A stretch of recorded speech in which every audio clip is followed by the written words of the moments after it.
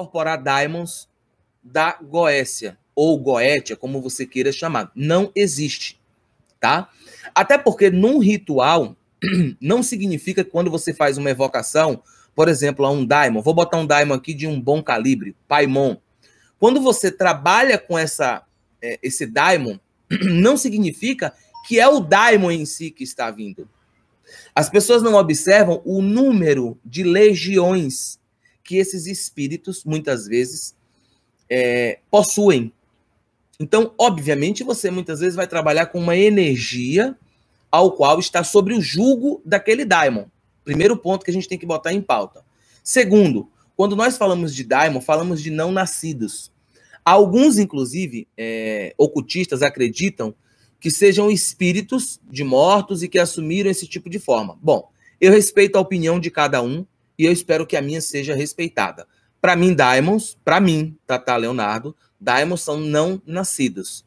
Precisamos lembrar que quando falamos de Goécia, não estamos falando de um sistema de magia. Estamos falando de uma ferramenta aonde possuem divindades que foram demonizadas pela igreja medieval, pela igreja ortodoxa, tá? A igreja antiga. Então, essas divindades, você muitas vezes vai ver que você tem ali 2 ou 3 daimons que são de culturas totalmente diferentes um do outro. Então, é um outro ponto a ser levado em conta. E aí vem o grande ponto que a gente tem que entrar na discussão. Quando nós falamos de daimons, estamos falando de uma energia que, primeiro, além de ser uma energia vibratória muito densa, porque trabalha dentro da psicoesfera, inclusive o próprio Crowley fala sobre isso, sobre o trabalho que os daimons também fazem perante a psicoesfera. Tanto que Crowley diz que tem que haver primeiro o despertar da psicoesfera para entender esses seres. Então, obviamente, a gente está falando de seres extremamente densos, alguns sequer querem acesso a nós humanos.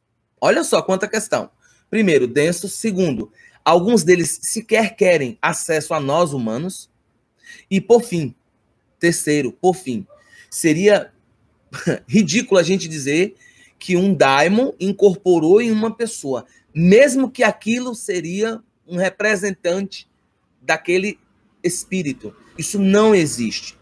O que existiu no passado, década aí de 30, 40 e 50, basicamente, foi uma correlação que alguns umbandistas, Aloysio Fontinelli e outros, fizeram com relação a Exu e a esses espíritos, esses daimons. E essa correlação, que seria basicamente sincretismo, acabou entrando em simbiose e hoje nós vemos aí, infelizmente, as loucuras de alguns afirmarem taxadamente que incorporam daimons.